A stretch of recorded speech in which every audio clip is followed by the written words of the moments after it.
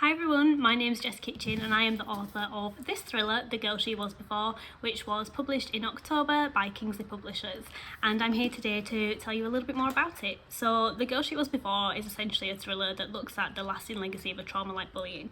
It centres around our protagonist, who's called Nat, and she is someone who unfortunately when she was younger was bullied quite badly, and she leaves town and reinvents herself and then comes back without ever really healing that trauma, and so the trauma stays with her as she enters life again in Coral Bay, and she does what she thinks she needs to be popular. She befriends the people that used to bully her, she marries the most popular boy from school, and she creates this kind of perfect online version of herself that she shares with the world, and the pressure of all of that kind of just compresses inside her. But the story really starts at the point where Nat's best friend unfortunately is killed in a car accident, and one of her other friends is in a coma and badly injured from it. And that accident coincides with the return of Nat's biggest bully, Chrissy Summers. And the story, and I guess Nat, really unravels from that point. There are more murders that happen, there's a lot more kind of trauma and tension that Nat goes through, and it's all about that unraveling.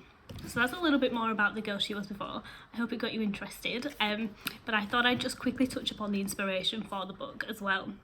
So I'm someone who has a facial birthmark, and I do a little bit of advocacy work around facial differences and understanding and accepting just how you look and body confidence and things.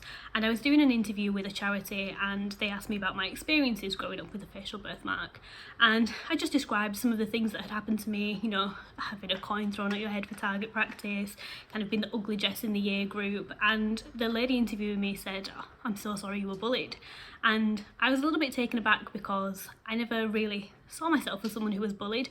I look back at school and have great memories. I have great friends from school, and it was just, I don't ever look at it as a bad time in my life. But then I was thinking about, you know, those times when you look in the mirror and you think, oh, I'm horrible, or when I look in the mirror and the first thing I see is my birthmark, and how my relationship with my birthmark.